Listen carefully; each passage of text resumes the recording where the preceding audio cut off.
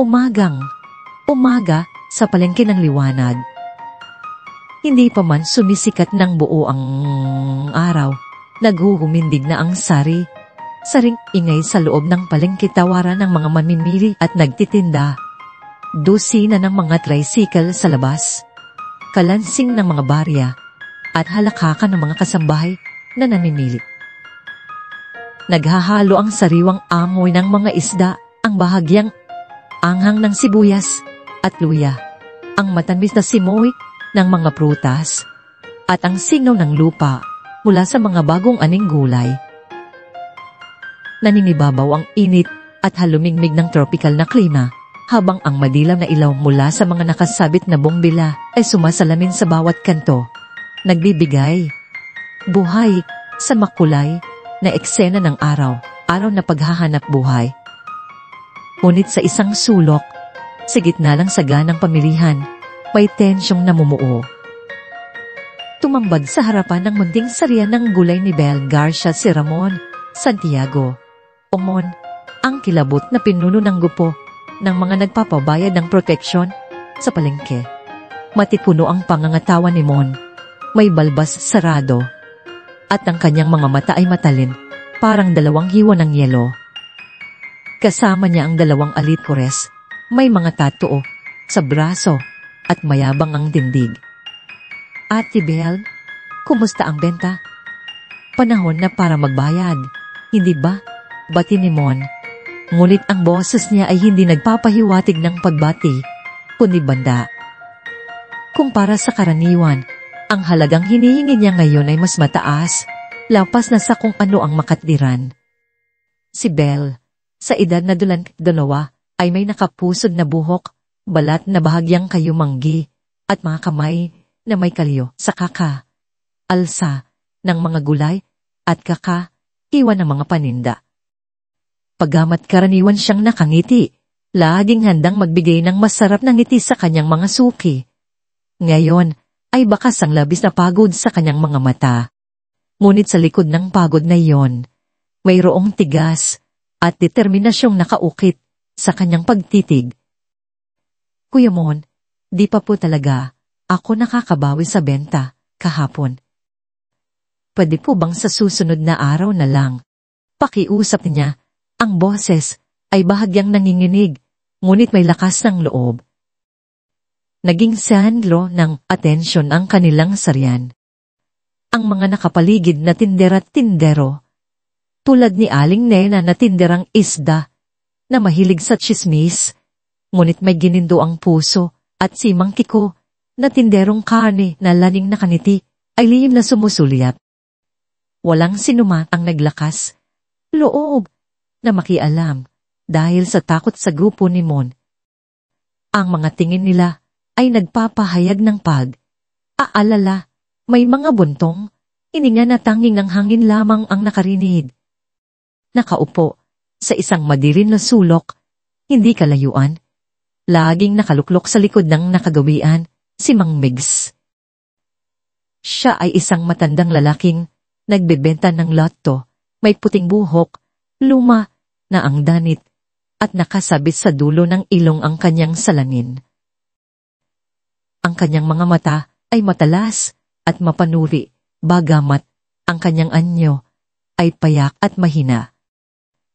Tahimik niyang pinagmamasdan ng bawat detalye ng pangyayari, ang bawat kislap ng takot sa mata ni Bel, ang bawat pagyukot ng ulo ng mga tindera sa paligid. Mahigpit ang hawak niya sa kanyang mga tiket ng lotto at sa ilalim nito, nakatago ang isang bagong modelo ng smartphone. Ang kanyang ekspresyon ay pinaghalong pagmamasid at pag-iisip, tila mayroong misteryong bumabalot sa kanyang pagkatao. Psst! Palaging ganyan ang dahilan mo, Bel. Iyaw ni Ramon, sabay tulak sa isang basket ng talong at okra. Nagkalat ang mga gulay sa semento, ang iba ay nagulungan pa sa putik. Kung hindi mo pa rin kayang magbayad, baka kailangan nating sirain ang sarian mo para maging leksyon sa iba. Pagbabanta niya, ang kanyang tingin ay nakapako kay Bel, puno ng paghamak. Sa harap ng banta at pananakot, nanatili si Belle. Nanginginig ang kanyang mga tuhod. Ngunit pinilit niyang tumayo ng diretsyo. Umarang sa harapan ng kanyang natitirang paninda. Kuya Mon, huwag po. Yan lang po ang pinagkakakitaan ko. Ang kanyang boses ay mahina, ngunit sa bawat salita, nararamdaman ng matinding pagpapasya. Hindi niya hahayaang sirain ang kanyang buhay, pinagpaguran. Ang bawat gulay ay pangkain ng kanyang pamilya, panggastos sa gamot ng may sakit niyang tatay. Kung mayroon kang mga hiling o puna, mangyaring mag-comment para ipaalam sa akin. Lubos na nagpapasalamat si Inday Andrea. Ilang sandali pa, umalis din si Mon at ang kanyang mga alipores. Kasama ang isang huling babala na babalik sila at sisirain ang lahat. Nang tuluyan silang mawala sa paningin, huminga ng malalim si Belle. Ang mga mata niya ay nagpapahayag ng halong takot, galit, at pagkabigo. Dahan siyang yumuko at sinimulang ayusin ng mga nagkalat na gulay. Ang ilang piraso ay basag, ang iba ay mayupi. Ang bawat pagpulot niya ay tila pagdampot din sa kanyang nawasak na pag-asa. Sa gitna ng kanyang pagod at pagkadismaya, napansin niya si Mang Mig sa sulok. Umuubo. Ang kanyang luma na mga damit ay tila lalong lumuma sa ilalim ng madilaw na ilaw. Sa kabila ng sariling problema, nagkaroon pa rin ng espasyo sa puso ni Belle para sa kapwa. Kumuha siya ng isang pandesal na nakabalot sa papel at isang buhot ng mineral water, dahang lumapit sa matanda. Mang Migs, ito po. Pangkain niyo. Mukhang masama po ang pakiramdam niyo, sabi ni Belle at inabot ang mga ito sa matanda. Ang kanyang ngiti ay payak at taos, puso sa kabila ng lahat ng pinagdaanan niya. Tumingala si Mang Migs, ang kanyang mga mata ay nanliit sa pasasala. Ang kanyang mga labi ay bahagyang ngumiti, isang ngiti na may malalim na kahulugan. Isang ngiti na hindi pangkaraniwan sa isang ordinaryong nagtitinda ng lato. Inabot niya ang pagkain at bahagyang tumango. Salamat, Aining Belle. Napakabuti mo talaga. Ang boses niya ay bahagyang paos, ngunit ang init ng kanyang mga salita ay malinaw. Habang kinakain ni Miguel sa anyo ni Mang Migs ang pandesal, sinundan niya ng tingin si Belle na abala sa aayos ng kanyang sarian. Ang kanyang mga kilos ay maingat at masinop, sinisikap na muling buuin ang kaunting nasila. Para kay Miguel, si Belle ay higit pa sa isang simpleng tindera. Siya ay isang simbolo ng katatagan, kabutihan, at pag-asa sa gitna ng kadiliman. Isang perlas sa gitna ng dumi, bulong ni Miguel sa kanyang sarili. Ang kanyang boses ay halos hindi marinig. Ang kanyang mga mata ay aalab sa pagpapasya. Isang desisyon ang nabuo sa kanyang isipan, isang babala ng pagbabago na nalalapit. Hindi na niya hahayaan ang ganitong kalakaran. Ang palengke ng liwanag ay dapat maging tunay na palengke ng liwanag, hindi ng takot at korupsyon. At si Belle, ang perlas na iyon, ay nararapat na makinang. Pangasumunod na araw sa palengke ng liwanag ay tila isang walang katapusang ikot ng paghahanap buhay, ng pag-asa at pagkadismaya. Ang araw ay bumabangon, nagdudulot ng mainit na sikat sa mga sarian, at lumulubog muli, iniiwan ang palengke sa dilim ng mga bongbilya. Ngunit sa likod ng ulit na pagdaan ng panahon, nananatili ang bigat sa mga balikat ni Belle. Lalong humirap ang buhay para kay Belle. Matindi pa rin ang banta ni Ramon. Pagaman, hindi na niya ginalaw ang sarian ni Belle matapos ang insidente. Palagi siyang naroroon nagbabantay at nagpaparamdam ng presensya ng kanyang grupo. Ang kanyang tingin ay laging nakasunod kay Belle, isang hindi nakikitang lubid na humihila sa kanyang kalooban.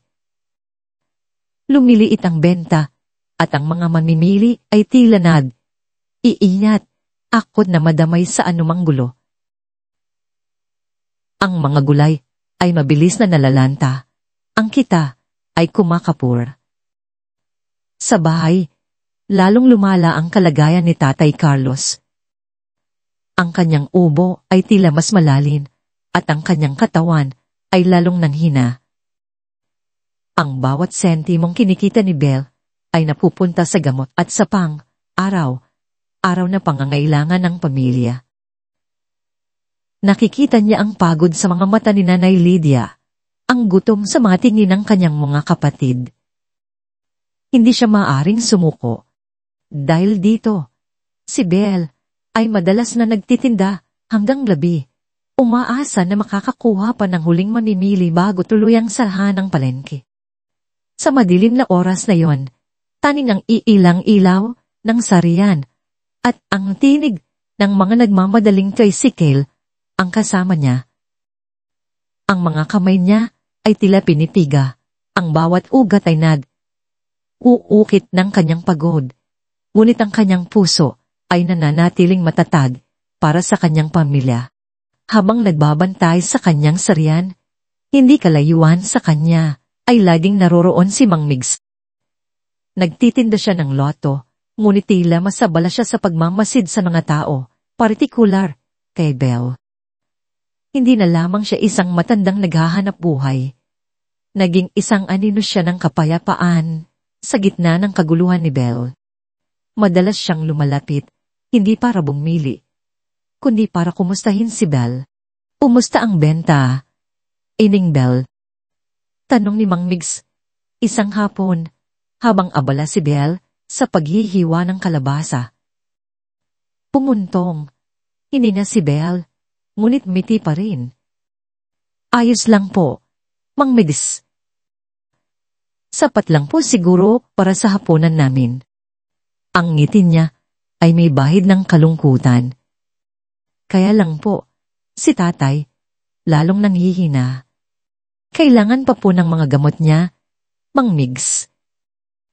Umupo si Mang Migs sa isang bangko, ang kanyang mga mata ay nakatitig sa kawalan. Ganyan talaga ang buhay, Enen.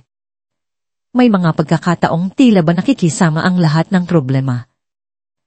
Pero tandaan mo, ang gabi ay laging sinusundan ng umaga. Ang pinakamadilim na oras ay bago sumikat ang araw. Ang mga salita ni Mang Migs ay simple, ngunit may bigat at kahulugan.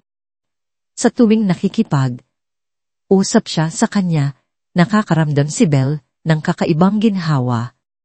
Tila ba si Mang Migs ay hindi lang nakikinig, kundi nakakaintindi.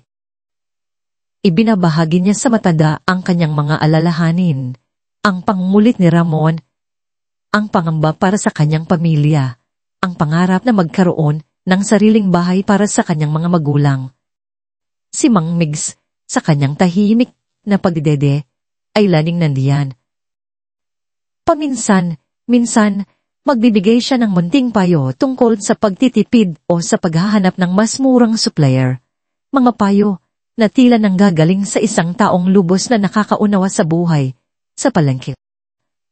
Sa paglipas ng mga araw, unting nabubuo ang isang kakaibang pagtitiwala sa pagitan nila. Para kay Belle, si Mang Migs ay naging parang isang lolo o isang matalik na kaibigan. Hindi niya pinagdududahan ang matanda. Sa bawat pagkakataon, kahit gipit siya, hindi nag-atubili si Belle na bigyan ng pandesal, kape o bottled water si Mang Migs. Ang kain niyo po, Mang Migs. Pakapugutom na kayo ang madalas niyang sabihin na may ngiti. Ang bawat munting kabutihan ni Belle ay tumatagos sa puso ni Miguel. Sa likod ng kanyang pagpapanggap bilang si Mang Migs, nakikita niya ang isang kaluluwang busilak, tapat, at walang hinihinging kapalit. Ihira niyang maranasan ang ganoong klase ng pagmamalasakit sa kanyang sariling mundo, ang mundo ng mga mayayaman, kung saan ang bawat ngiti ay may halaga, ang bawat kilos ay may motibo. Ang kanyang mga mata, sa ilalim ng lumang salamin, ay puno ng paghanga at kakaibang init tuwing nakikita niya si Belle. Ngunit ang presensya ni Mang Migs ay higit pa sa isang pakikinig at pagbibigay ng payo. Sa bawat pagtatanong niya tungkol sa takbo ng palengke, sa bawat pagtitig niya sa mga kilos ni Ramon at ng lumang pamunuan, si Miguel ay tahimik na nangangalap ng impormasyon. Ang kanyang smartphone na nakatago sa ilalim ng mga tiket ng loto ay naging tulay niya sa kanyang tunay na mundo. Sa gabi, kapag nakauwi na siya, ang mga datos na kanyang nakalap ay agad niyang ipinapasa sa kanyang mga tauhan. Nalaman niya ang lalim ng korupsyon sa ilalim ni Mang Tonyo, ang dating katiwala ng palengke, na siyang nagbibigay ng proteksyon kay Ramon. Nalaman niya ang sistema ng pang-aabuso sa kapangyarihan na tila ba naging normal na sa palengke ng liwanag. At higit sa lahat, nalaman niya ang buong kwento ni Belle, ang kanyang hirap, ang kanyang pagiging sandala ng pamilya, ang kanyang pangarap na makita lang ang kanyang pamilya na masaya at walang sakit. Ang bawat impormasyon ay nagpapatibay sa kanyang pagpapasya. Hindi lang niya nakikita si Belle bilang isang simpleng tindera. Nakikita niya ang esensya ng isang bayani, isang tunay na mutya sa gitna ng kahirapan. Sa gabi, pagkatapos niyang magpaalam kay Belle at sa iba pang mga tindero, si Miguel ay sumasakay sa kanyang mamahaling suli na naghihintay sa isang liblib na kalye. Tuon, dahan niyang inalis ang kanyang prosthetics, ang puting buhok, ang salamin, ang mga lumang danit. Lumilitaw ang kanyang tunay na anyo, isang bilatang may matikas na tindig, matatalim na mata, at isang ekspresyon ng seryosong pag-iisip. Ang Mercedes-Benz niya ay mabilis nang humaharuot palayo sa palengke, patungo sa kanyang engranding mansyon sa isang eksklusibong komunidad. Ang kanyang mansyon ay malaki, moderno, at puno ng mamahaling kagamitan. Ngunit sa gitna ng lahat ng karangyaan, nakakaramdam si Miguel ng kakaibang kalungkutan. Ang kanyang mundo ay puno ng material na bagay, ngunit kulang sa tunay na damdamin. Ang kanyang mga kaibigan sa alta sosyedad ay abala sa mga negosyo, at palabas, ang kanilang mga pag-uusa ay puro tungkol sa pera at kapangyarihan. Wala siyang makitang tunay na koneksyon, tunay na pagmamalasakit na tulad ng nakikita niya kay Belle. Sa kanyang silid, tulugan, habang nakatitig siya sa malaking bintana na nagpapakita ng lungsod na tanamin ng ilaw, naisip niya ang palengke. Hindi ito ingrande, hindi ito mayaman, ngunit puno ito ng buhay, ng tao, ng tunay na emosyon. Naalala niya ang ngiti ni Belle, ang kanyang matatapang na mata, ang kanyang kabutihang loob sa kabila ng lahat. Hindi ko ito hahayaang mangyari, bulong ni Miguel sa kanyang sarili, ang kanyang boses ay may seryosong pagpapasya. Tinitingnan niya ang kanyang refleksyon sa salamin, ang kanyang mga mata ay nanlilisik. Ang palengke ng liwanag ay karapat, dapat, sa tunay na liwanag, hindi sa anino ng takot. Kinabukasan, babalik siya sa palengke, hindi bilang si Miguel Alcantara, kundi bilang si Mang Migs, at ang kanyang pagmamasid ay magiging huling paghahanda sa isang malawakang pagbabago. Isang linggo ang lumipas, tila isang bagyo ang daang namuo sa ibabaw ng palengke ng liwanag.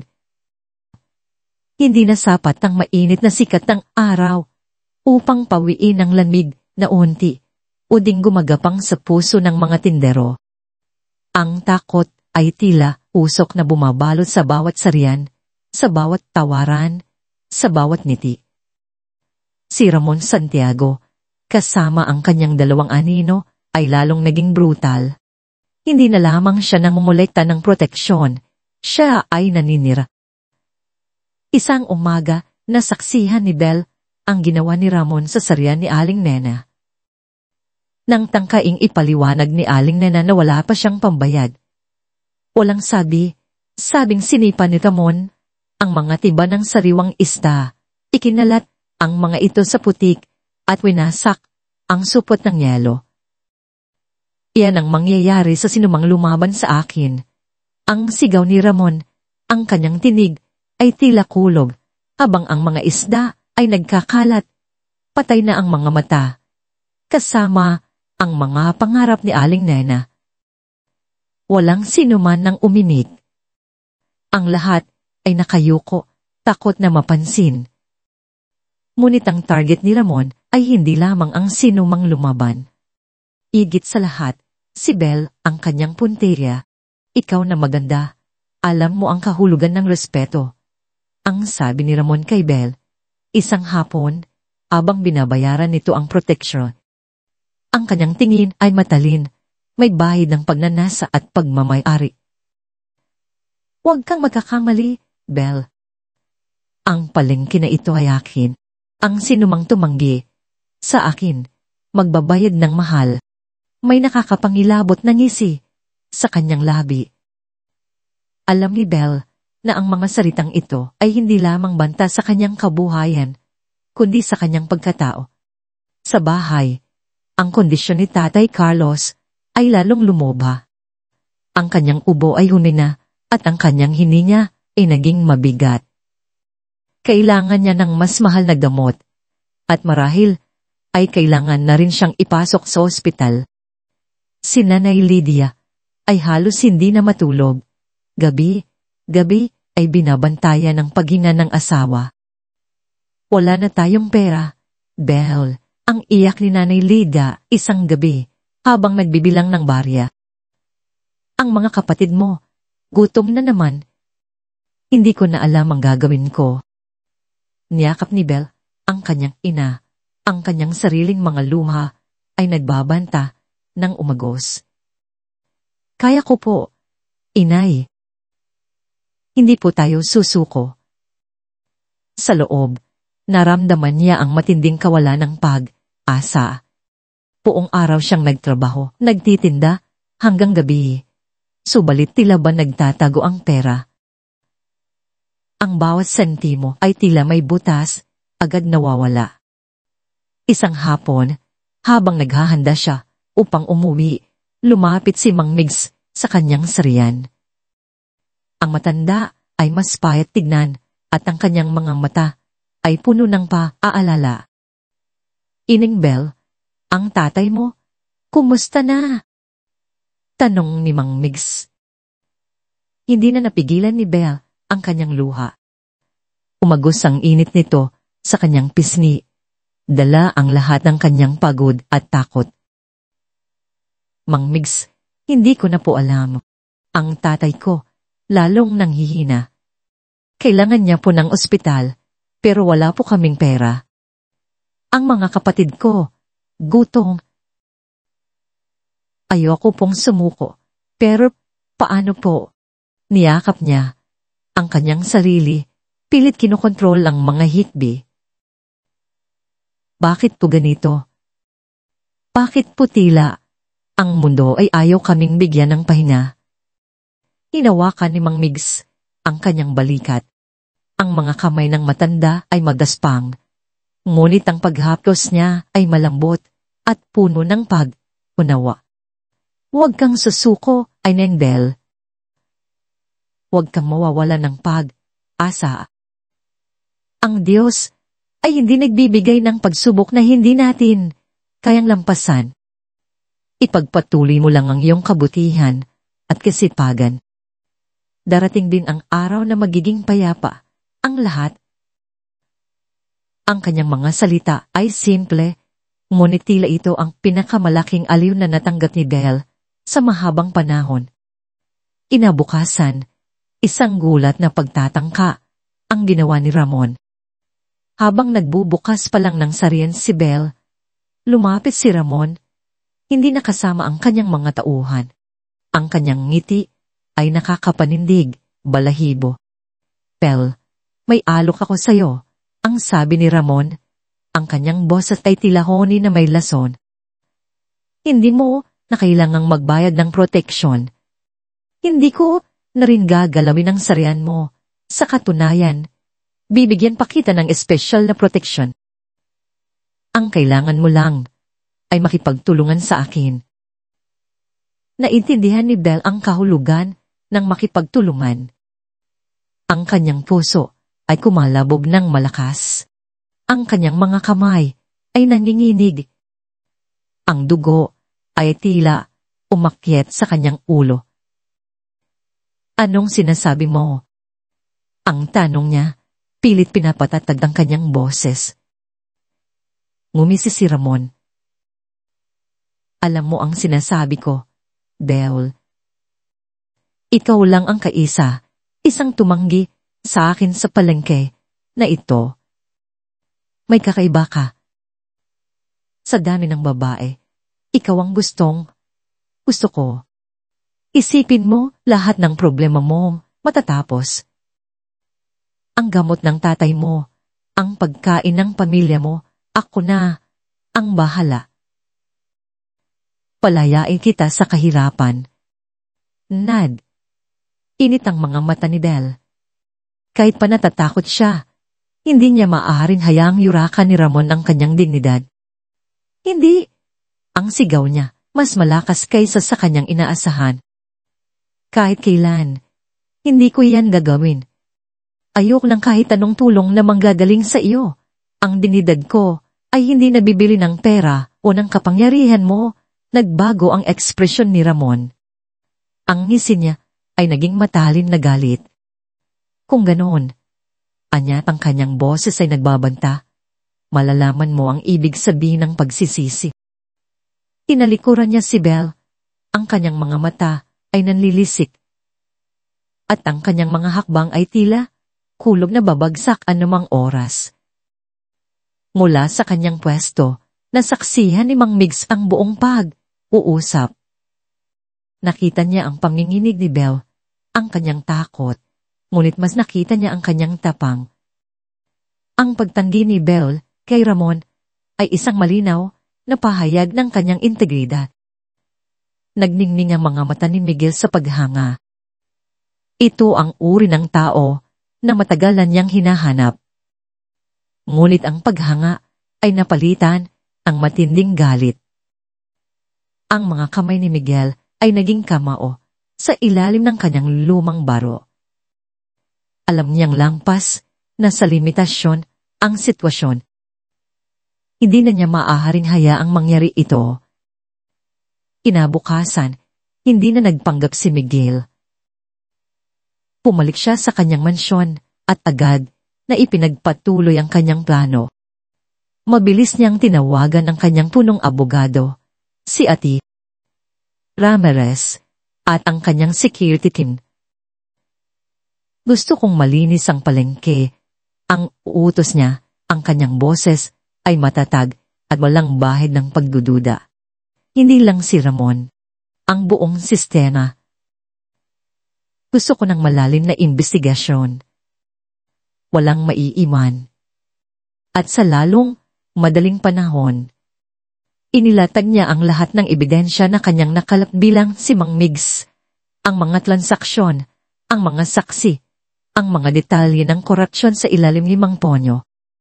Ang kanyang plano ay hindi lamang tungkol sa pagpapalit ng isang masamang tao sa isang mabuting tao, kundi sa pagbabago ng pundasyon, ang palengke upang maging tunay na sentro ng hustisya at pag-unlad. Isang hapon, bumuhos ang malakas na ulan sa palengke ng liwanag. Ang mga tindero ay nagmamadaling nagbalot ng kanilang paninda. Si Beo, habang inaayos ang kanyang mga gulay sa ilalim ng kanyang makitid na bubong, ay nakaramdam ng pagod.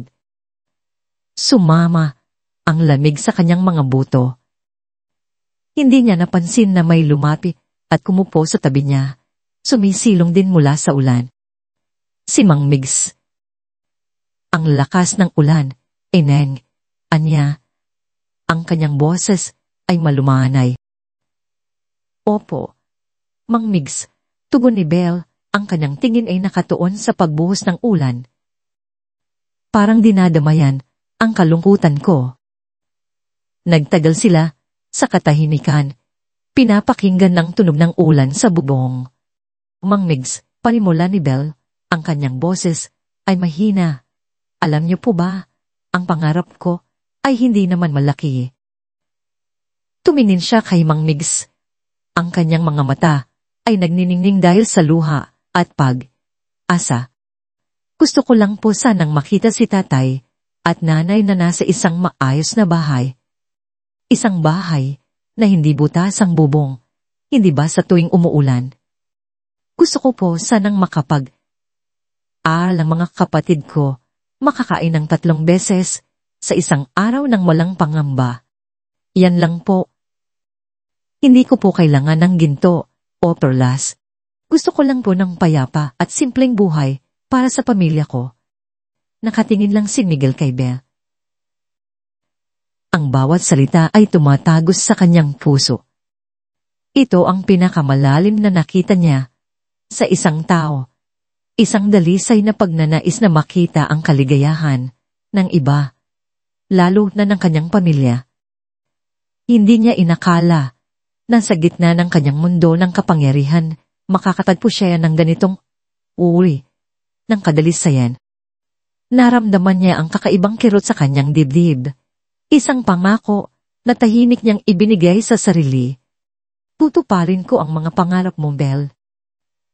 Ikaw at ang pamilya mo, karapat, dapat sa lahat ng kabutihan. Maya, umina ang ulan. Ang langit ay dahang luminaw, ngunit ang dilim ng gabi ay nagsimula nang bumalot sa palengke. Habang aayos si Belle upang umuwi, 2 itim na sud ang huminto sa harap ng kanyang sarian.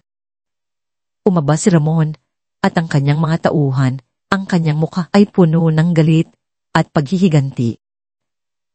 Belle, ang sigaw ni Ramon, ang kanyang boses ay may bahid ng pagbabanta. Sinabi ko na sa iyo. Pagsisisihan mo ang pagtanggi sa akin. Hindi na niya ito binanta. Nagbigay siya ng senyas sa kanyang mga tauhan. Agad na nilapitan ng 2 lalaki ang sarian ni Belle. May dalang mga baras at kahoy. Wag! Ang sigaw ni Belle, ang kanyang tinig ay nabasag sa takot. Tumakbo siya at pilit na hinarangan ang kanyang sarian, ang kanyang mga kamay ay nakayakap sa kanyang mga gulay. Ngunit huli na ang lahat. Sa isang iglap, sinimulan nilang sirain ang kanyang sarian. Ang tunog ng nabasag na kahoy, ng nagkakalat na gulay, ng nahuhulog na lata, ay pumuno sa palengke. Ang ibang tindero ay nagmamadaling nagsara, natatakot, na madamay. Ang mga iilan na nakakita ay tanging iling at malalim na pagbuntong, hininga ang naibigay. Nanginginig si Belle. Ang kanyang mga luha ay kumagos ng walang katapusan. Pilit niyang ipinagtanggol ang kanyang natitirang paninda, ang kanyang tanging pinagkukunan ng kabuhayan. Wag! Maawa po kayo, ang iyak niya, ngunit walang nakikinig. Mula sa malayo, nasaksihan ni Mang Migs ang buong pangyayari. Ang kanyang mga mata, sa likod ng lumang salamin, ay nagliyab sa galit. Hindi na ito ang mabait na matanda na nagbebenta ng lato. Ang kanyang mukha ay puno ng matinding puot at ang kanyang mga kamay ay mahigpit na nakahawak sa kanyang lumang smartphone. Ito na ang huli. Ang mga baras at tahoy ay lumadabob, tila kulog sa loob ng palengke ng liwanag ng ngayoy unting lumubog sa dilim ng takip silim. Ang mga gulay na inayos ni Belle ng buong iingat, ang bunga ng kanyang pagod at pag-asa ay nagkalat sa maruming sahig. Ang mga kaldero at mga timba ay tumilapon. Ang mga tunog nito ay tila mga hiyaw ng kanyang nawawalang kabuhayan. "Huwag! Maawa po kayo!" Ang sigaw ni Belle. Ang kanyang tinig ay basag na basag, puno ng kawalan ng pag-asa. Pilit niyang hinaharangan ng 2 tauhan ni Ramon. Ang kanyang mga kamay ay halos hindi na makakapit sa isang basket ng kamatis.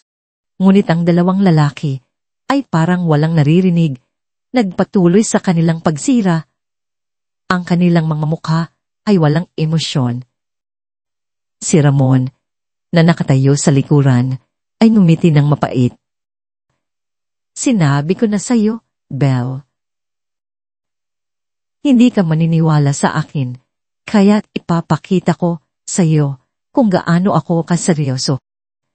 Ang kanyang mga mata ay nanlilisik sa tagumpay, habang nakita niya ang bawat sentimo ng paghihirap ni Belle na nagkalat sa sahig. Ang mga ilaw ng palengke ay tila lalong lumabo, at ang hangin ay naging napakalamig. Isang matangkad na tauhan ng nagtaas ng baras at tilay may balak na ihampas ito sa sala ni Belle malapit sa ulo, ang dalaga.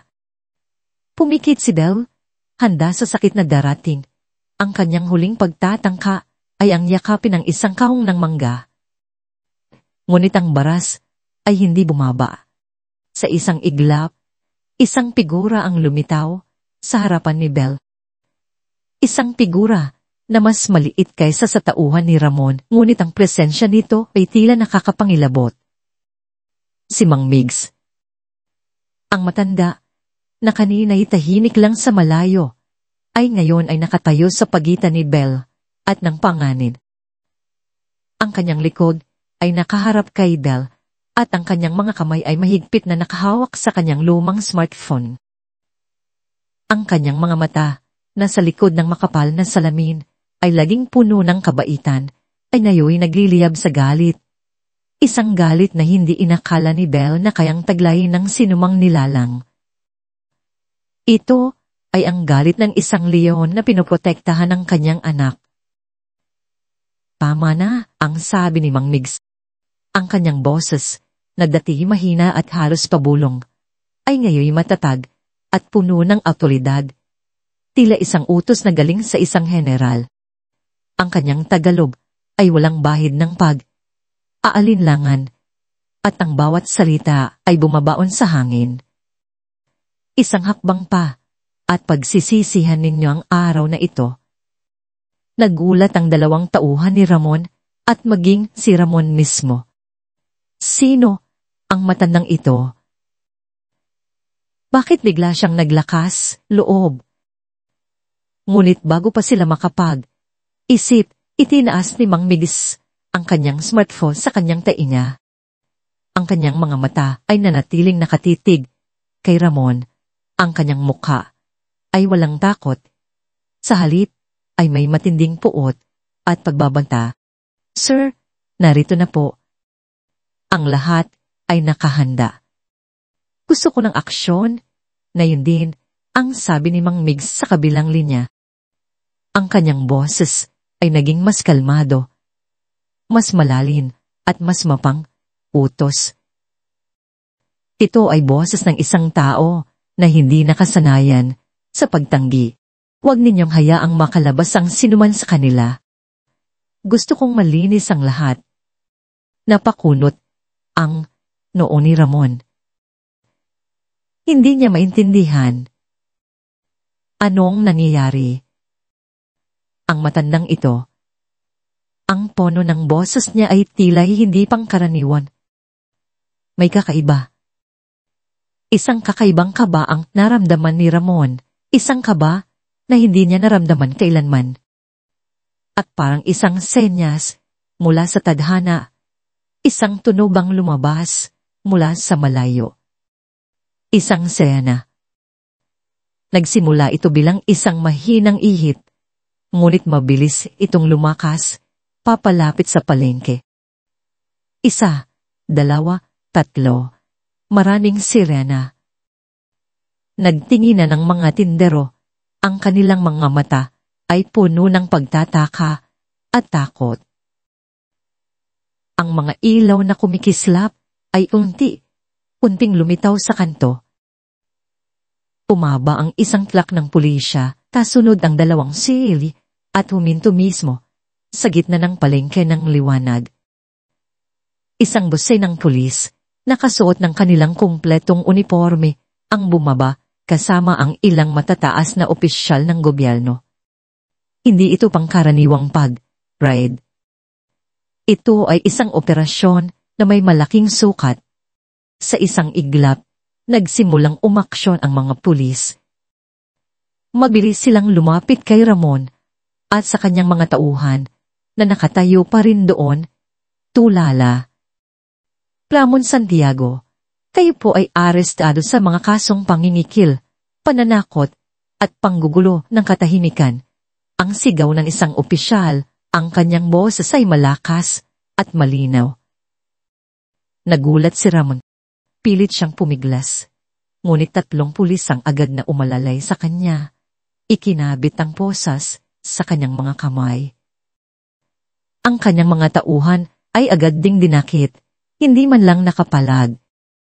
Ang buong palengke ay tila na tahimik. Ang mga bulong pinapalitan ng malalim na katahimikan.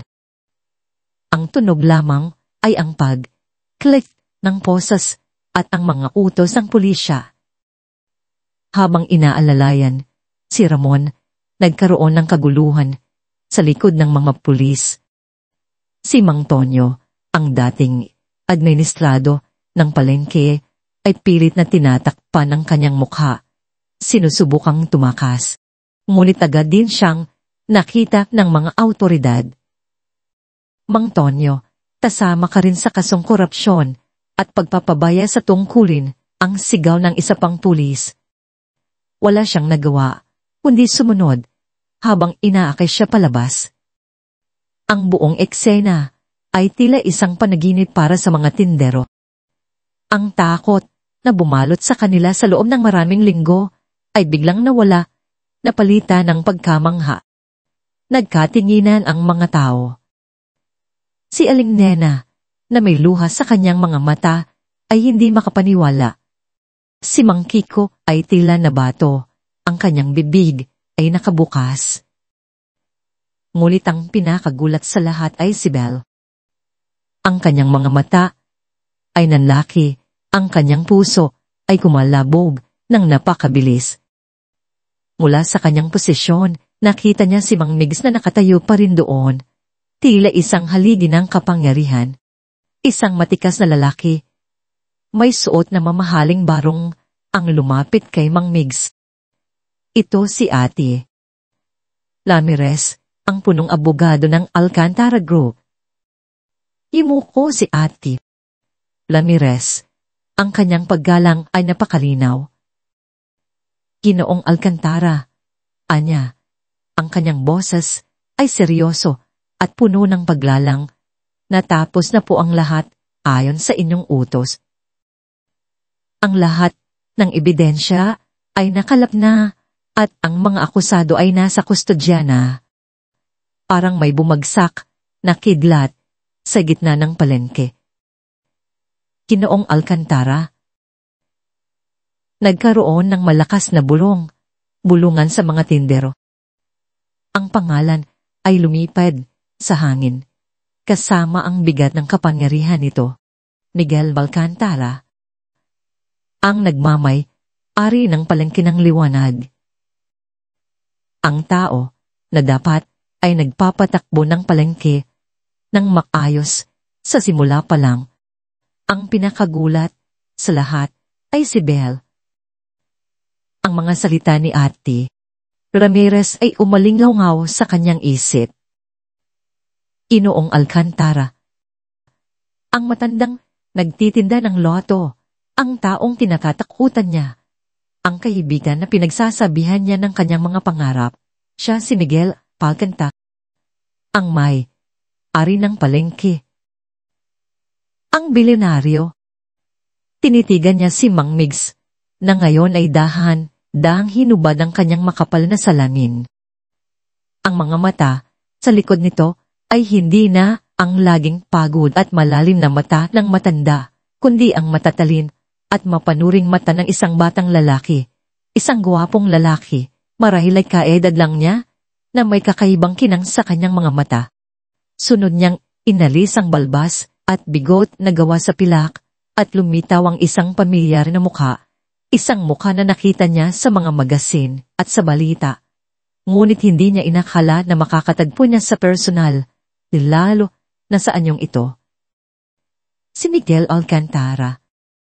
Ang taong kinagagalitan niya dahil sa kawalan ng aksyon sa palengke. Ang taong pinagkakatiwalaan niya ng kanyang pinakamalayo na sikreto bilang si Mang Migs. Ang maginoo na nagbabayad ng proteksyon. Ang mayamang may-ari. Ang damdamin ni Belle ay nagkahalo-halo. Isang bahagi niya ay nakaramdam ng matinding kaluwagan, naligtas siya, naligtas ang palengke. Ngunit ang isa pang bahagi ay nakaramdam ng pagkabigla at isang matinding kirot sa kanyang dibdib. Pinagtaksilan siya. Inawa siyang tanga.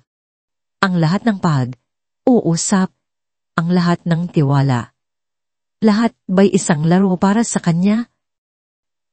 Kumalat ang bulungan sa palengke.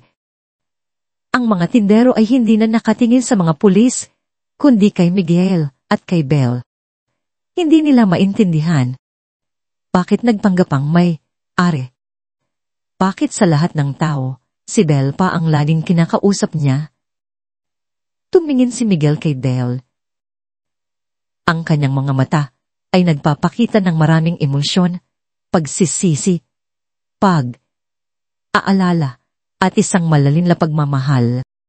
Inabot niya ang kamay niya, tila'y gustong abutin si Belle. Belle, ang sabi niya, ang kanyang boses ay malumanay, ngunit may bahid ng pagod at hapis. Patawarin mo ako sa aking pagtatago. Ngunit si Belle ay hindi nakasagot. Ang kanyang mga mata ay puno ng mga luha na hindi niya maintindihan ang pinagmulan. Luha ng kaluwagan, luha ang galit, luha ng pagtataka, at luha ng isang puso na hindi alam kung paano tatanggapin ang lahat ng biglaang pagbabagong ito. Ang kanyang mundo, na kanina'y simple lang sa gitna ng hirap, ay nayoy, nagulo, at isang komplikadong hinaharap ang biglang bumulada sa kanya. Ilang araw na ang lumipas mula ng gabing yanig, ang palengke ng liwanag sa di inaasahang pagdating ng mga pulis at ang nakagugulat na pagbunyag sa tunay na pagkataon ni Mang Migs. Ang dating matandang nagtitinda ng loto na ngayon ay kinikilalang si Miguel Alcantara, ang nagmamay-ari ng buong pamilihan, ay nagdulot ng malalim na alon ng pagkabigla at pag-asa sa buong komunidad. Sa mga sumunod na araw, tila muling isinilang ang palengke. Ang dating madilim at bulok na sulok ay unting nililinis. Ang mga sariya ni Ramon at Mang Tonyo ay tuluyan ng binaklas at ang mga espasyo nito ay nilalagyan ng bagong sahig at ayos. Ang mga pader ay pinipinturahan at ang sirang bubong ay kinukumpuni. Ang hangin ay hindi na mabigat sa takot, bagkus ay puno ng pag-asa at sariwang simoy ng simula. Ang balita tungkol sa pag-aresto kay Ramon at sa kanyang mga tauhan, maging kay Mang Tonyo, ay kumalat na parang apoy, hindi lamang sa palengke kundi pati na rin sa buong bayan. Pinag-usapan ito sa bawat kanto, sa bawat bahay, na may halong pagkagulat at paghanga. Ngunit para kay Belle, ang mga araw na yon ay tila lumipas sa isang ulap. Ang kanyang kalooban ay magulo, ang kanyang isip ay hindi makapagpahinga. Ang larawan ni Mang Migs, ang matandang kaibigan na pinagkatiwalaan niya ng kanyang mga pangarap, ay patuloy na nagbabago. Sa kanyang paningin, nagiging mukha ni Miguel Alcantara, ang mayaman at makapangyarihang negosyante, Ang pagliligtas na ginawa ni Miguel ay nagdala ng ginhawa, ngunit kasama rin nito ang isang malalim na pakiramdam ng pagtataksil, tila ba niloko siya sa lahat ng kanilang pinagsamahan.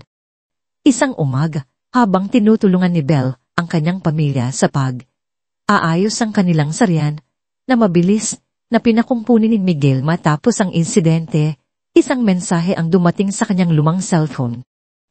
Galing ito sa hindi pamilyar na numero, ngunit ang nilalaman nito ay nagpatigil sa kanyang paghinga. Ito ay imbitasyon mula kay Ginoong Miguel Alcantara, na nag-aanyaya sa kanya sa isang formal na pagpupulong kinabukasan sa opisina ng bagong administrasyon, ang palengke. Ang kanyang puso ay kumalabog ng mabilis.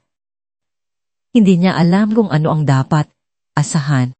Kinabukasan, suot ang kanyang pinakamagandang damit, isang simpleng floral dress na ibinigay sa kanya ni Nanay Lydia.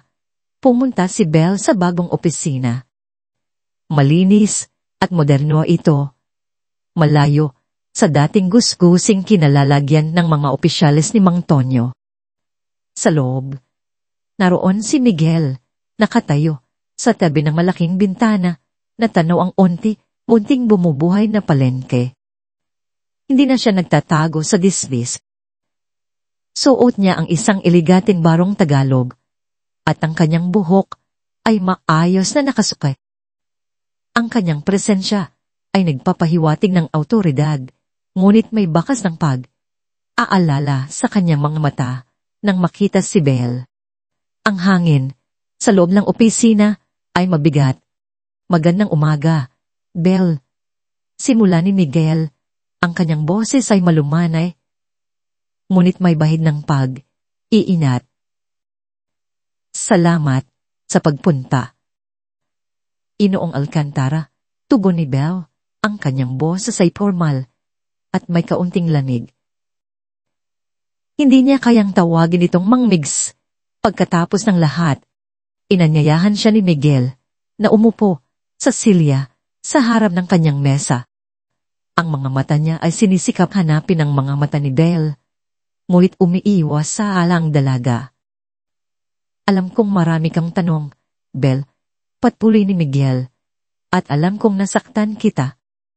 Sa wakas ay tiningnan siya ni Belle, at sa kanyang mga mata ay makikita ang halong emosyon, sakit, pagkalito, at kahit kaunting galit. Bakit po? Bakit kayo nagpanggap? Ang lahat ng pinagsamahan natin, ang mga kwento ko, lahat ba yun ay isang palabas lamang para sa inyo, Ginoong Alcantara? Ang kanyang boses ay nanginginig.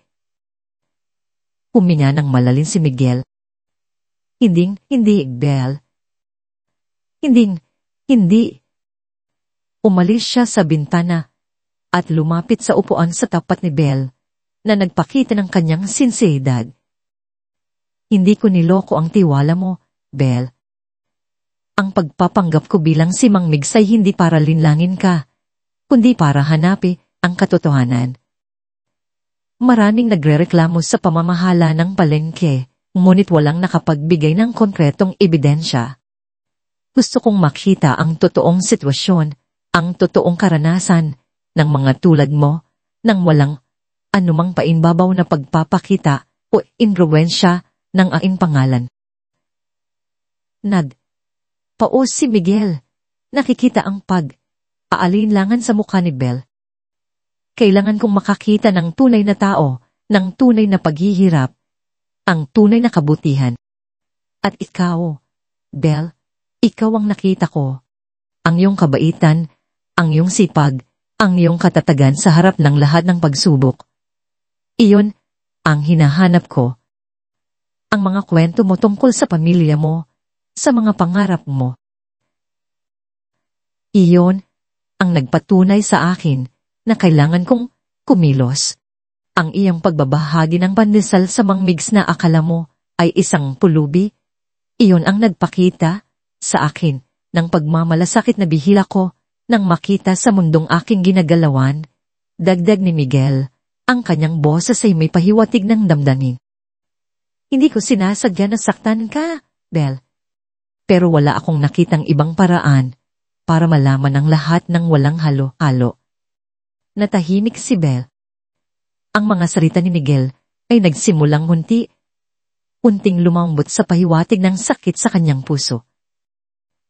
Naintindihan niya ang lohika, kahit na mahirap tanggapin ang katotohanan. Kung gayon, bakit ako ang pinili ninyo para sabihin sa akin ang katotohanan? Bakit hindi na lang kayo kumilos noon pa? Tanong niya, mas mahinahon ng ngayon. Dahil naniniwala ako na kailangan ng tamang panahon at kailangan ko ang tamang dahilan. At ikaw, Belle, ikaw ang tamang dahilan. Sagot ni Miguel. Ang kanyang mga mata ay nanatiling nakatingin sa kanya ng may sinseridad. Ngayon, Belle, may alok ako sa iyo.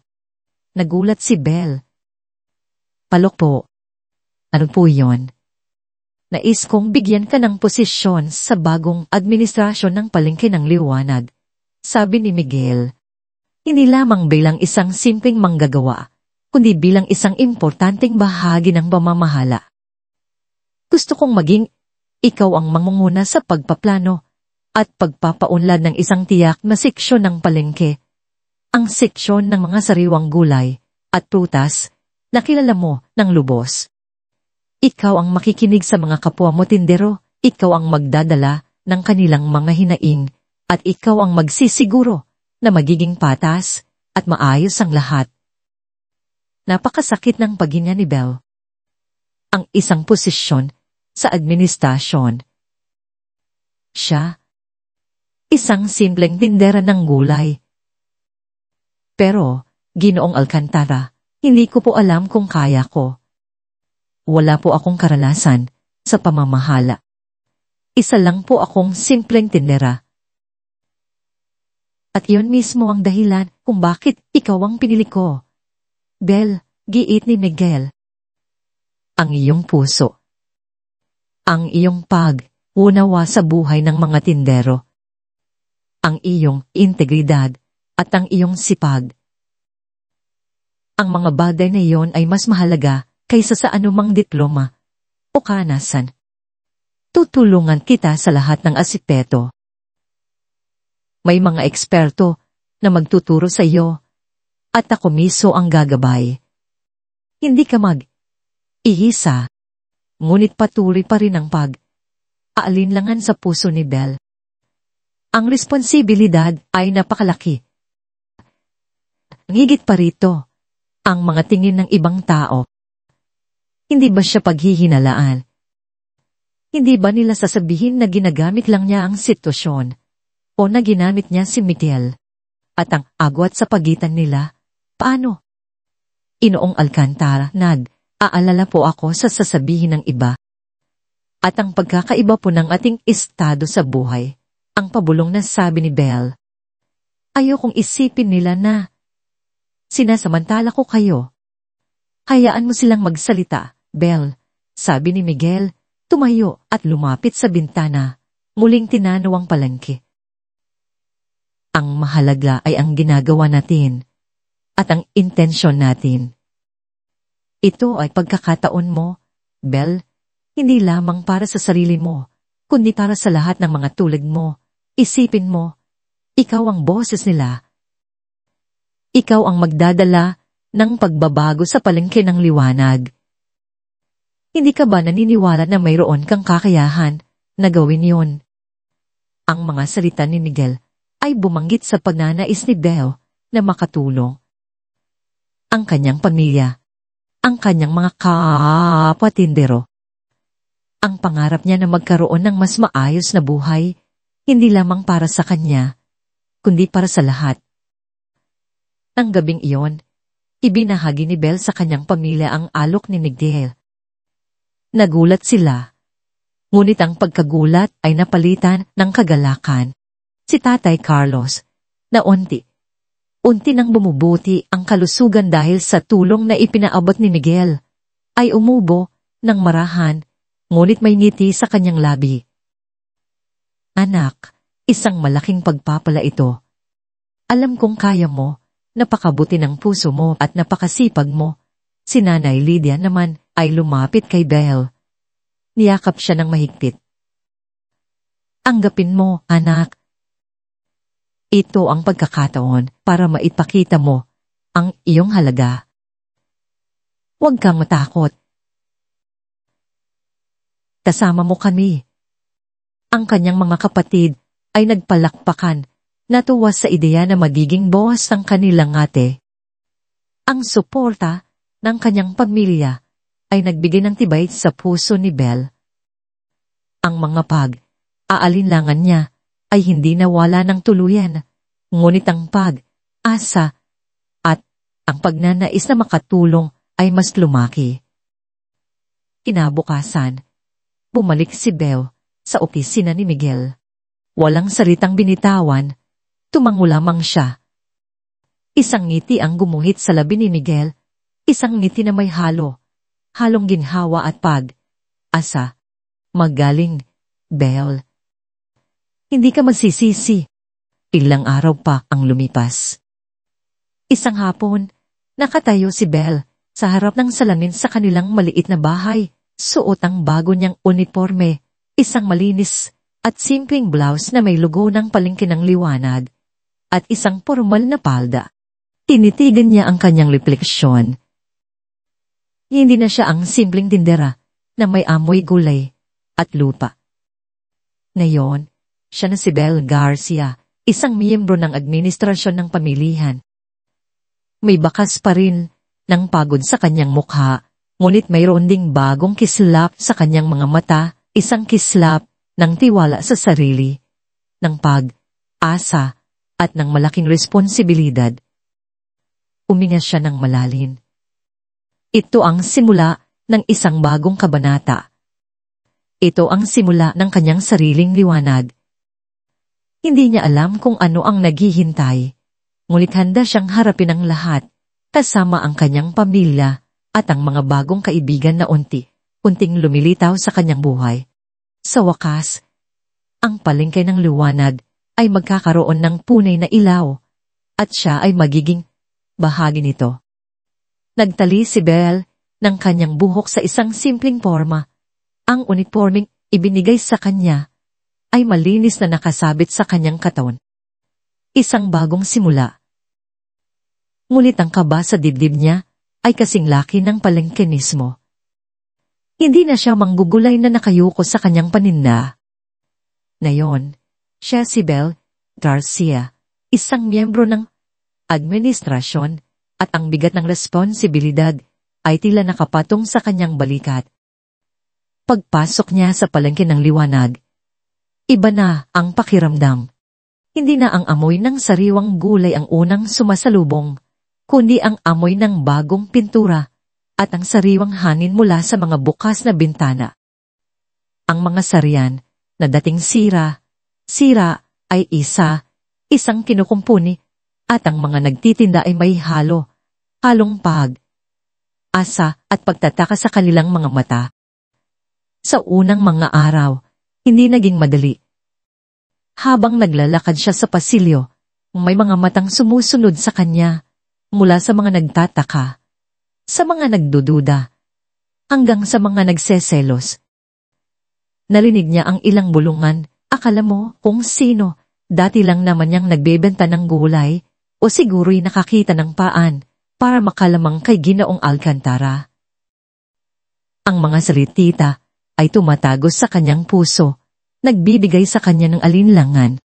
Minsan, may nagtitinda na binipilit siyang palampasin ang mga bawal na paninda o sinisigawan siya ng marahas dahil sa bagong patakaran na ipinapatupad niya. Wala kang alam. Belle, hindi mo pa naranasan ang hirap namin. Sigaw ng isang matandang tindera na sanay na sa dating sistema. Napapapitit na lang si Belle, pilit na pinapakalma ang kanyang sarili. Ang dating tinig ni Aling Nena, na puno ng tsismis ay nagbago na. Ngayon ay may paghangan na sa mga mata nito kapag nakikita si Belle. Si Mang Kiko naman ay laging may paalala, Belle, huwag kang magpaapekto.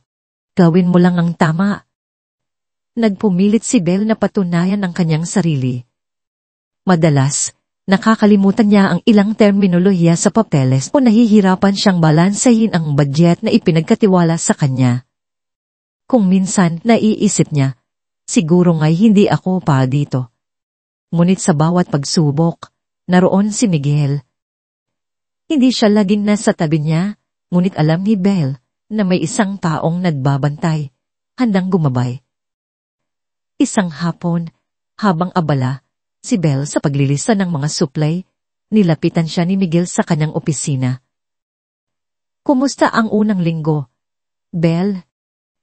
Tanong niya, may aalala sa kanyang boses. Nagbuntong, hininga si Belle. Mahirap po, Ginoong Alcantara. May mga ayaw sumunod.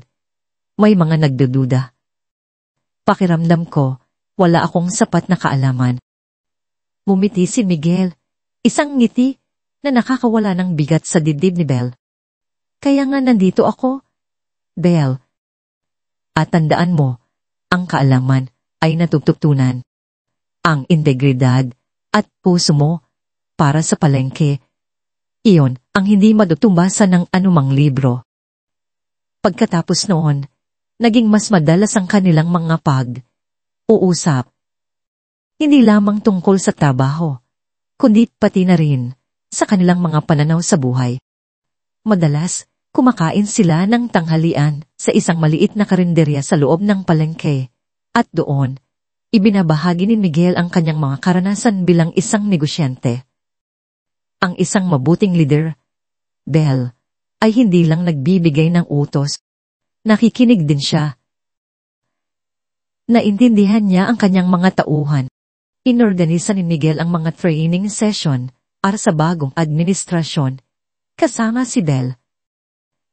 Tuon, natutunan niya ang mga sikot ng pamamahala, ng marketing, at ng financial literacy.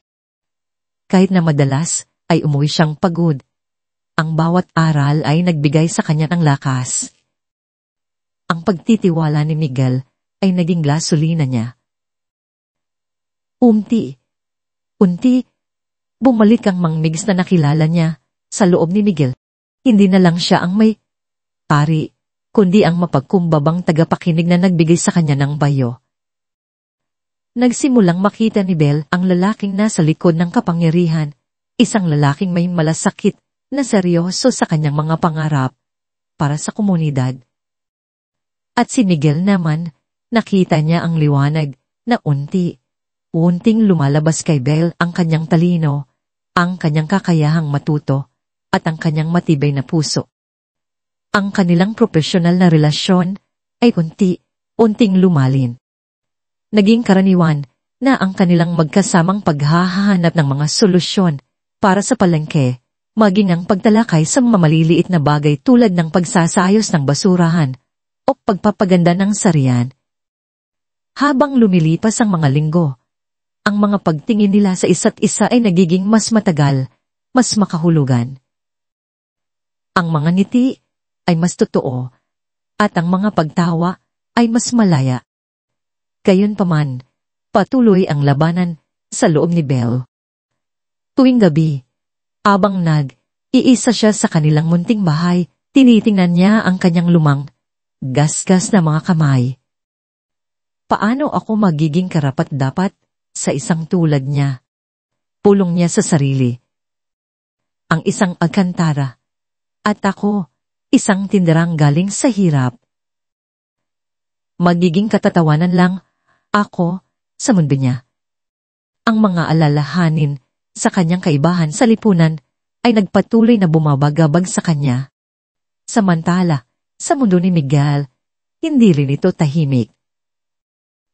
May mga tawag siya mula sa kanyang mga kaibigan sa alta, sosyedad na nagtatanong kung bakit siya masyadong abala sa palengke.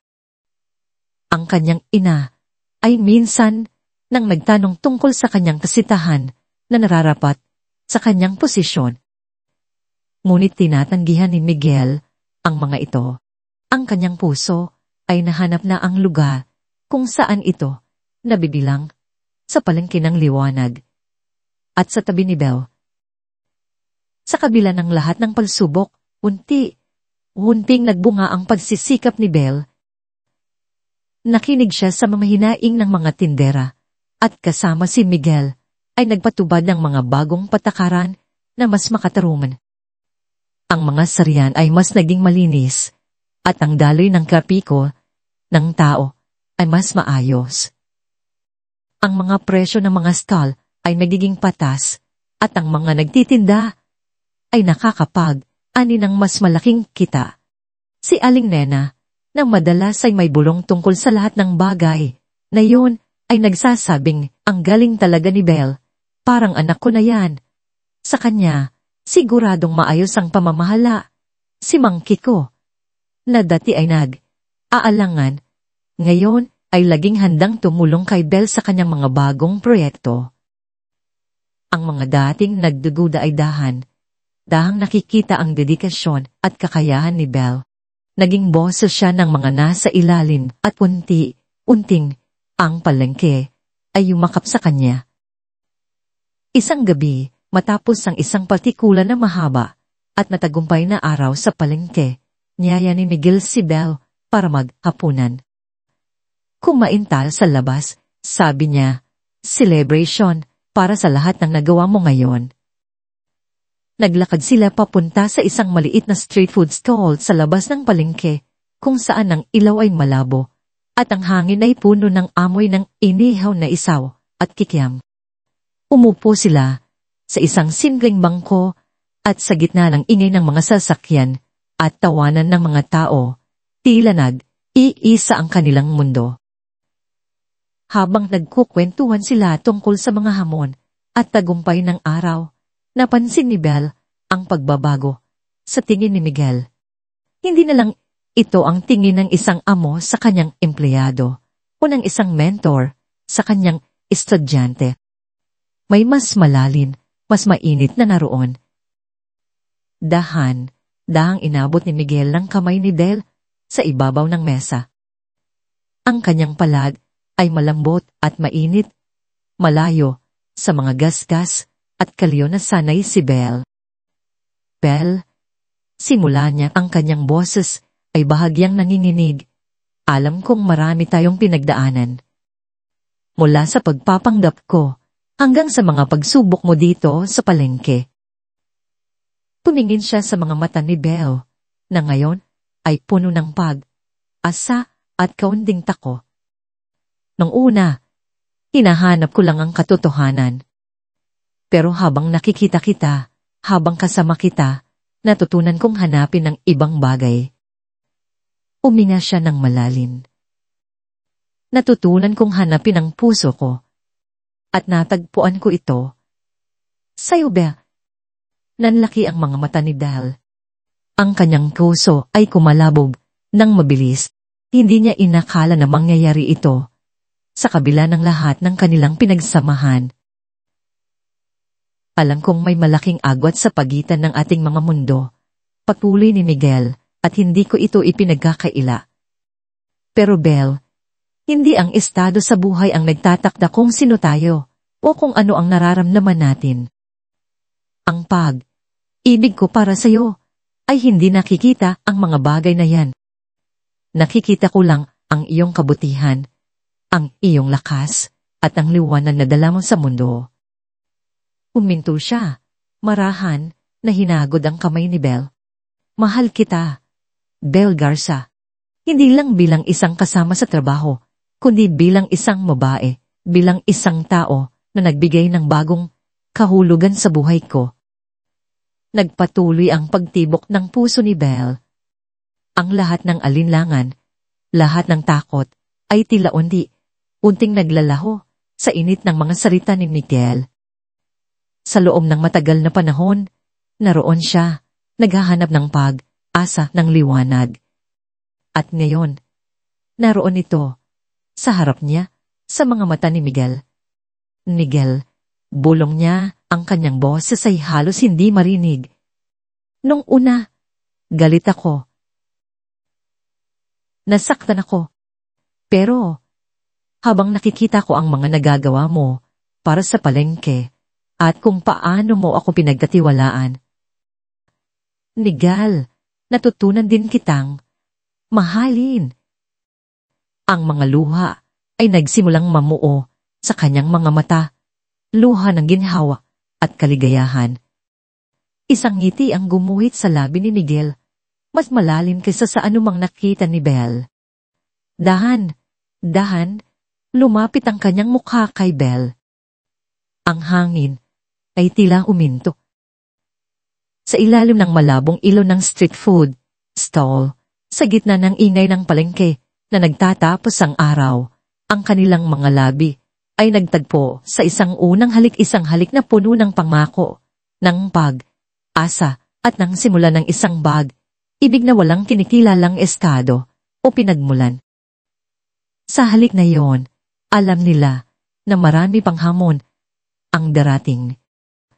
Ngunit sa pagkakataong iyon, sapat na ang init ng kanilang mga puso upang harapin ang anumang pagsubok. Ito ang simula. Ito ang kanilang sariling liwanag. Mahigit 1 taon na ang lumipas mula nang nagtatagpo ang labi ni Miguel at Belle sa ilalim ng malabong ilaw ng isang kalendarya. Ang palengke ng liwanag, na dati isang pugad ng katiwalian at takot, ay naging isang huwaran ng pag-asa at kaunlaran. Hindi na lang bagong pintura at maayos na satiya ng makikita. Ngayon, ang bawat pasilyo ay umaalingasaw sa amoy ng sariwang sihoy ng hangin.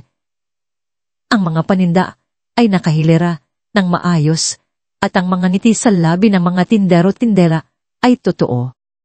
Si Belle, na dati isang simpleng manggugulay na may pangarap, ngayon ay lumakad ng may tiwala at gilas sa mga pasilyo ng palengke. Ang kanyang uniforme ay hindi na lang simbolo ng posisyon, kundi patunay ng kanyang kakayahan. Ang kanyang kaalaman sa pamamahala ay lumawak at ang kanyang mga desisyon ay laging nakabatay sa kung ano ang makatarungan at makabubuti sa komunidad. Tinawag siya ng ilan na ang ilaw ng palengke dahil sa kanyang determinasyon at ang liwanag na dala niya sa bawat sulok. Isang umaga, habang sinusuri ni Belle ang bagong sistema ng recycling na ipinapatupad nila sa palengke, lumapit sa kanya si Aling Nana, ang dating tsismosa na ngayon ay tagahangan na niya. Belle, ang ganda ng ginawa mo dito. Ang linis na ng palengke natin. Dati, para kang lumulusong sa basura. Ngayon, ang sarap ng huminga. Puno ng pasasalamat ang tinig ni Aling Nena. Si Mang Kiko naman ay tumamo. Tamo, Ama. Dahil. Salamat sa iyo. At kay Ginoong Alcantara, umasensom na kami. Hindi na kami natatakot sa mga nagbabanta. Ang kita namin, nakakabili na kami ng dagdag na paninda. Mumiti si Belle, ang kanyang puso ay puno ng kagalakan. Hindi lang po ako, Aling Nena, Mang Kiko. Ay pong lahat. Sama tayo kaya natin itong nagawa. Lumingon siya sa paligid. Nakita niya ang mga bata na masaya nang naglalaro sa isang maliit na espasyo na ginawa nilang playground. Ang mga pamilya na masayang nagtitingin ng paninda at ang mga tindera na nagtatawanan abang aayos ng kanilang mga sarian. Ito ang pangarap niya at ito ang katotohanan na binuo nila ni Miguel. Si Miguel, mula sa kanyang opisina sa itaas, ay madalas na nagmamasid kay Belle. Nakita niya ang bawat pagsubok, ang bawat tagumpay nito. Ang dating alinlangan sa mga mata ni Belle ay napalitan ng katatagan. Ang paghanga niya kay Belle ay lumalin at ang pagmamahal niya ay lumago kasama ang pag-unlad ng palengke. Ang relasyon nila ay naging mas matatag, mas malalim. Hindi na lang sila nagtatrabaho ng magkasama, kundi lumalago rin ang kanilang pag-ibig sa bawat araw. Ang kanilang Ibig ay naging pundasyon ng pagbabago sa palengke ng liwanag. Ngunit tulad ng anumang malaking pagbabago, mayroon ding mga hamon na nagmula sa labas. Isang araw, habang nasa opisina si Miguel, tumawag sa kanya ang kanyang ina, si Donna Victoria. Miguel, kailangan nating mag-usap. Ang mahinang boses nito sa telepono, ngunit puno ng awtoridad. Marami akong naririnig tungkol sa iyo at sa babae na yan sa palengke. Hindi ba't may obligasyon ka sa ating pamilya? Sa iyong posisyon, hindi mo pwedeng sirain ang pangalan ng mga Alcantara para sa isang tindirang galing sa kalit. Kamnam ni Miguel ang bigat ng mga salita ng kanyang ina. Hindi niya ito masisisi. Lumaki ito sa isang mundo kung saan ang katayuan sa lipunan ng batayan ng lahat. Ina, hindi po niyo kilala si Belle. Siya ang pinakamabait, pinakamatalino, at pinakamakapangyarihang babae na nakilala ko. Hindi po niya sinisira ang pangalan natin, kundi pinapaganda pa niya. Bago pa matapos ang kanilang pag-uusap, may isa pang nagpakita. Isang hapon, habang abala si Belle sa isang pulong ng mga tindera, isang eleganteng babae ang pumasok sa palengke. May suot na mamahaling damit at naglalakad ng may pagmamayabang. Siya si Sofia Valderrama, dating kasintahan ni Miguel at anak ng isang maimpluwensyang pamilya. Direkta itong nagtungo sa opisina ni Belle na inakala nitong ang opisina ni Miguel. Nasaan si Miguel? Tanong nito sa isang empleyado na may pagkasuplada sa tinig. Nang malaman nitong si Belle ang may-ari ng opisina, lalong umalawang galit nito. Ikaw pala ang nagpakabaliw kay Miguel, sabi ni Sofia nang makita si Belle. Hindi ka ba nahihiya? Alam mo ba kung saan ka galing? Hindi ka nabibilang sa mundo ni Miguel. Isang kingkoy na tinderang walang pinagparalan. Dati, maaaring magpadaig si Belle sa ganitong pananalita. Ngunit ang Belle ngayon ay hindi na ang Belle noon. Tumayo siya ng tumid, ang kanyang mga mata ay matatag. Valderrama, kung may sasabihin kayo kay Miguel, sa kanya niyo po direktang sabihin. At ang pinagmulan ko, pinagmamalaki ko. Dahil ito ang nagbigay sa akin ng lakas at kaalaman para makatulong sa mga taong tulad ko. Nagulat si Sofia sa katatagan ni Belle. Hindi niya inakala na may ganitong tapang ang isang tindera. Iwan ito ng huling salita. Mag-ingat ka, Belle. Hindi lahat ng ginto ay kumikinang. Saka ito umalis, puno ng pagkadismaya. Narinig ni Miguel ang buong pangyayari. Pagkatapos ng pulong ni Belle, nilapitan niya ito. Ang kanyang mukha ay seryoso. Belle, aalala ko. Ayokong sakpan ka nila. Ngumiti si Belle. Hindi na po ako ang dating Belle na madaling masaktan, Miguel. Ngayon, may pinaninindigan na ako. At isa lang ang alam ko. Kasama kita, kaya kong harapin ang kahit ano. Niyakap ni Miguel si Belle, ang kanyang puso ay puno ng pagmamalaki. Ito na ang oras. Oras na para ipahayag sa lahat ang kanilang pagmamahalan. Sa mga sumunod na linggo, inihanda ni Miguel ang isang malaking pagtitipon.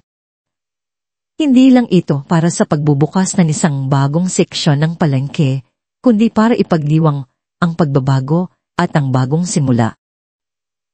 Tumalo ang mga kinatawan ng lokal na pamahalaan, mga mamamahayag, at syempre, ang buong komunidad ng palengke ng liwanag. Tumating din ang pamilya ni Miguel, kasama ang kanyang ina, na may halong pagtataka at kaba sa kanyang mukha. Sa gitna ng entablado, hawak ni Miguel ang mikropono mga kaibigan, mga kasamahan, at higit sa lahat, pamilya. Simula niya, ang kanyang tinig ay malakas at malinaw. Ang palengke ng liwanag na nakikita ninyo ngayon ay isang patunay na ang pagtutulungan, integridad, at pagmamalasakit ay maaaring makapagbago ng isang komunidad. Pagkatapos niyang ipaliwanag ang mga pagbabago at ang mga pangarap para sa palengke, tumingin siya kay Belle, na nakatayo sa tabi niya. Ang kanyang mga mata ay nagniningning. Ngunit ang lahat ng ito ay hindi ko kayang gawin mag-isa. May isang babae na nagbigay sa akin ng inspirasyon, ang lakas, at ng liwanag. Siya ang aking kasama sa trabaho, ang aking kaibigan, at ang nagturo sa akin ng tunay na kahulugan ng buhay. Lumuhod si Miguel sa harap ni Belle, sa gitna ng maraming tao, sa gitna ng palengke ng liwanag. Kinabahan si Belle, hindi niya inaasahan ito. Ngunit ang mga ngiti at palakpakan ng mga tao ay nagbigay sa kanya ng lakas. Belle Garcia, sabi ni Miguel. Kinuha ang isang maliit na singsing mula sa kanyang bulsa, na may simpleng disenyo, ngunit kumikinang. Hindi lang kita gusto na makasama sa pagtatayo ng mas magandang palengke. Gusto kong makasama ka sa pagtatayo ng mas magandang buhay ng ating sariling pamilya. Gusto kong ikaw ang aking maging asawa, ang aking maging liwanag habang buhay. Halos hindi makapagsalita si Belle. Ang mga luha ay nagsimulang dumaloy sa kanyang mga mata, luha ng kaligayahan. Ang lahat ng pagdududa, ang lahat ng takot sa agwat ng kanilang mundo ay naglaho. Si Doña Victoria, sa likod ng entablado, ay nakita ang tapat na pagmamahalan sa mga mata ng kanyang anak at sa unang pagkakataon nakaramdam siya ng pagtanggap. "Oh, Miguel!" "Oo!" sigaw ni Belle, kasabay ng malakas na pakpakan at yawan ng mga tao. Isinuot ni Miguel ang singsing sa daliri ni Belle at muling naghalikan sila sa harap ng lahat na sumisimbolo sa kanilang pag-ibig na nagtagumpay sa lahat ng pagsubok. Ang pamilya ni Belle, sina Tatay Carlos, Nanay Lydia, at ang kanyang mga kapatid ay nakita ang lahat, puno ng pagmamalaki at kaligayahan. Si Tatay Carlos ay malakas na at nakangiti. Ang kanilang buhay ay tunay na nabago. Ito ang patunay na ang kabutihan ay nagbubunga ng kabutihan. Lumipas ang mga buwan at ang kasal ni na Miguel at Belle ay nagganap sa isang simple, ngunit napakagandang seremonya sa tabi ng ilog, hindi kalayuan sa palengke ng liwanag. Ngayon, sila ay magkasama, hindi lang bilang mag-asawa, kundi bilang mga pinuno ng isang komunidad na nabuhay muli. Isang hapon, pagkatapos ng trabaho, naglakad sina Miguel at Belle, magkahawak, kamay, sa gitna ng kanilang palengke ng liwanag. Ang araw ay unting lumulubob, nagbibigay ng gintong kulay sa buong palengke. Ang mga tao ay masaya, ang mga sarian ay puno ng buhay, at ang hangin ay sariwa. Ang bawat sulok ay kumikinang sa sarili nitong liwanag. Tumingin si Miguel kay Belle, ang kanyang asawa, ang kanyang inspirasyon. "Tingnan mo, mahal," sabi niya, "ito na ang ating palengke ng liwanag. Nahanap natin ang ating layunin at ang ating pag-ibig dito." Mumiti si Belle, ang kanyang mga mata ay puno ng pag-asa. "Oh, Miguel, at ito ay sisikat pa ng mas maliwanag sa mga darating na panahon. Dahil sa pag-ibig natin at sa pag-asa na dala natin sa bawat isa." Pinisil ni Miguel ang kamay ni Belle. Sa gitna ng palengke ng liwanag, sa gitna ng kanilang pangarap na natupad, nakita nila ang isang kinabukasan na puno ng liwanag, isang liwanag na hindi kailanman maglalaw. Sila ay hindi lang naghanap ng katotohanan, kundi nagtayo ng isang mundo kung saan ang pag-ibig at katarungan ang naghahari. At ito ang simula ng kanilang walang hanggang kwento.